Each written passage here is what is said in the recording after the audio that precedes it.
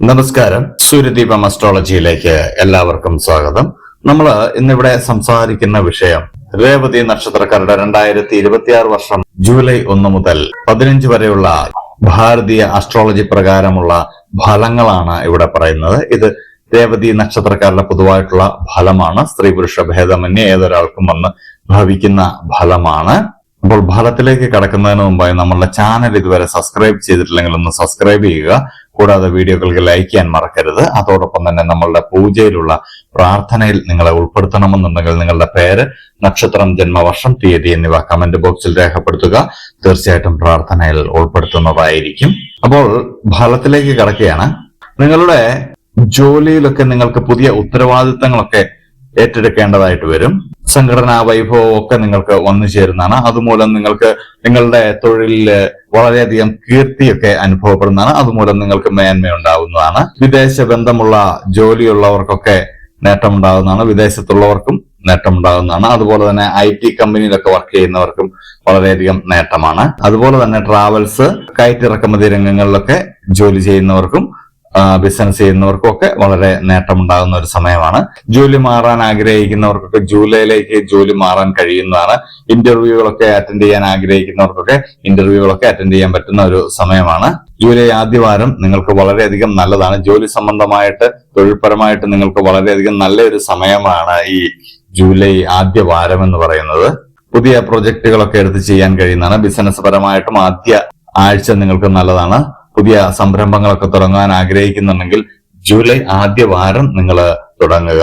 നിങ്ങളുടെ ധനവരവൊക്കെ കൂടുന്ന ഒരു സമയമാണ്. അതോടൊപ്പം തന്നെ കുറച്ച് ചിലവ് കൂടാനും സാധ്യതയുണ്ട്. അതുകൊണ്ട് ചിലവ് ചെയ്യുമ്പോൾ ഒന്ന് ശ്രദ്ധിക്കുന്നത് വളരെ നല്ലതാണ്.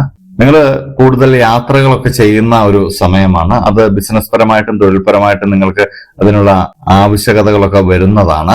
പഠന കാര്യത്തിലൊക്കെ നിങ്ങൾക്ക് മുന്നേറ്റം ഉണ്ടാകുന്നതാണ്. പുതിയ കോഴ്സുകൾക്കൊക്കെ ജൂലൈ മാസം നിങ്ങൾക്ക് പ്രവേശനം ലഭിക്കുന്നതാണ്. ആത്മീയ കാര്യങ്ങളിലേക്കൊക്കെ നിങ്ങൾ കൂടുതൽ പോകുന്നതാണ്.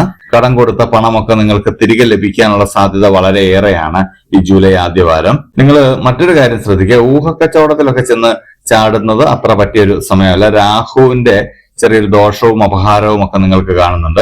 വലിയ നിക്ഷേപങ്ങളൊക്കെ ചെയ്യുന്നതിന് മുമ്പ് അത് കൃത്യമായിട്ടൊന്ന് ആലോചിക്കുന്നത് നല്ലതായിരിക്കും.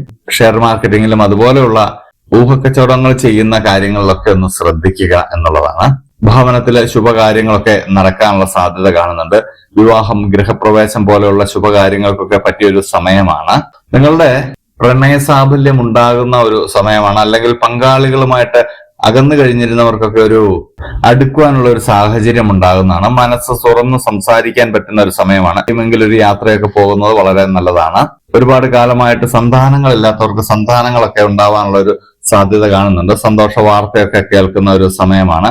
പഠനത്തിലൊക്കെ നേട്ടമൊക്കെ ഉണ്ടാകുന്ന സമയമാണ്. അകന്നു നിന്ന ബന്ധുക്കളുമായിട്ടൊക്കെ അടുക്കുന്ന ഒരു സമയമാണ്. പിണക്കമൊക്കെ മാറി സുഹൃത്തുക്കളെയും ബന്ധുക്കളെയും ഒക്കെ നിങ്ങൾ വീണ്ടും സ്വാഗതം ചെയ്യുന്നതാണ് നിങ്ങളുടെ ജീവിതത്തിലേക്ക്. നിങ്ങൾക്ക് ആരോഗ്യം വളരെ നല്ല രീതിയിൽ മുന്നോട്ട് പോകുന്നതാണ്. ശനിയുടെ നല്ല ദൃഷ്ടി കൊണ്ട് നിങ്ങൾക്ക് ആരോഗ്യത്തിൽ വലിയ കുഴപ്പങ്ങളൊന്നും ഇല്ലെങ്കിലും കാലിന് വേദന, ഉറക്കക്കുറവ്, വയറ് സംബന്ധമായിട്ടുള്ള ചെറിയ വിഷയങ്ങളൊക്കെ വരുവാനുള്ള സാധ്യത കാണുന്നുണ്ട്. വിദേശ പഠനത്തിന് ആഗ്രഹിക്കുന്നവർക്ക് അതൊക്കെ നടക്കുന്ന ഒരു സമയം കൂടിയാണ്. അതുപോലെ തന്നെ വിദേശ ജോലിക്കൊക്കെ വിസ ഒക്കെ കിട്ടാനുള്ള ഒരു സാധ്യത നിങ്ങൾക്ക് കാണുന്നുണ്ട്. വിദേശയാത്രയ്ക്ക് പറ്റിയൊരു സമയമാണ് ജൂലൈ എന്ന് തന്നെ നമുക്ക് പറയാവുന്നതാണ്. ഇളം നീല, വെള്ള നിറം എന്നിവ നിങ്ങളുടെ കയ്യിൽ കരുതുകയോ അല്ലെങ്കിൽ വസ്ത്രങ്ങളായിട്ട് ഉപയോഗിക്കുകയോ ചെയ്തു കഴിഞ്ഞാൽ കൂടുതൽ പോസിറ്റീവ് എനർജി നിങ്ങളിലേക്ക് വന്നു ചേരുന്നതാണ്. അതുപോലെ തന്നെ ശ്രീകൃഷ്ണ ഭഗവാന്, മഹാവിഷ്ണു എന്നിവരെ പൂജിക്കുന്നതും നിങ്ങൾക്ക് വളരെ നല്ലൊരു പോസിറ്റീവ് എനർജി നൽകുന്നതാണ്. ബുധനാഴ്ച ദിവസം ആർക്കെങ്കിലും ഒരാൾക്ക് അന്നദാനം നടത്തുന്നത് വളരെ നല്ലതാണ്. അതുപോലെ തന്നെ ഉണർന്നെഴുന്നേൽക്കുന്ന ഉടനെ ഓം ഹും ബുധായ നമ എന്ന മന്ത്രം ഏറ്റവും കുറഞ്ഞത് 9 തവണയും അല്ലെങ്കിൽ 108 തവണ നിങ്ങൾക്ക് ജപിക്കാൻ കഴിയുമെങ്കിൽ അത്രയും ജപിക്കുന്നത് വളരെ നല്ലതാണ്. ഇത് പോസിറ്റീവ് എനർജി നൽകുന്നതാണ്. ഈ മന്ത്രം ജപിക്കുമ്പോൾ ചെറിയൊരു ശബ്ദത്തിൽ ജപിക്കണം. മന്ത്രം ഒന്നുകൂടി നമ്മൾ പറയുകയാണ്, ഓം ഹും ബുധായ നമ. നിങ്ങൾ ഈ സമയത്ത് ആരെയും അന്ധമായിട്ട് വിശ്വസിച്ച് ഊഹക്കച്ചവടത്തിൽ പണം നിക്ഷേപിക്കരുത്. ഇത് നമ്മൾ മുമ്പ് പറഞ്ഞതാണ്. മറവിയൊക്കെ ഉണ്ടാവാതിരിക്കാൻ ഒന്ന് ശ്രദ്ധിക്കുക. അമിതമായിട്ടുള്ള വൈകാരികമായിട്ടുള്ള തീരുമാനങ്ങളൊന്നും നിങ്ങൾ ഈ സമയത്ത് എടുക്കാതിരിക്കുക.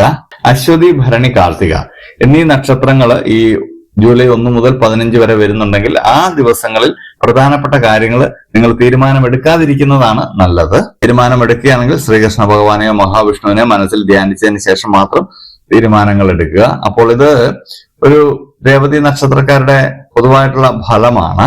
സ്ത്രീ പുരുഷ ഭേദമന്യേ ഇത് എല്ലാവർക്കും ബാധകമാണെങ്കിലും നിങ്ങളുടെ ജനനസമയം അനുസരിച്ച് ഇതിൽ ഏറ്റക്കുറച്ചിലുകൾ ഉണ്ടാവാനുള്ള സാധ്യതയുണ്ട്. എന്നിരുന്നാലും ഒരു രീതിയിൽ അല്ലെങ്കിൽ മറ്റൊരു രീതിയിൽ ഇത് വന്ന് ഭവിക്കുന്നതാണ്. അപ്പോൾ ഇതുപോലെയുള്ള അറിവുകൾക്കും വിശേഷങ്ങൾക്കുമായിട്ട് നമ്മുടെ ചാനൽ ഒന്ന് സബ്സ്ക്രൈബ് ചെയ്യുക. ഇനിയും മറ്റൊരു വീഡിയോയുമായിട്ട് നമുക്ക് വീണ്ടും കാണാം. നന്ദി, നമസ്കാരം.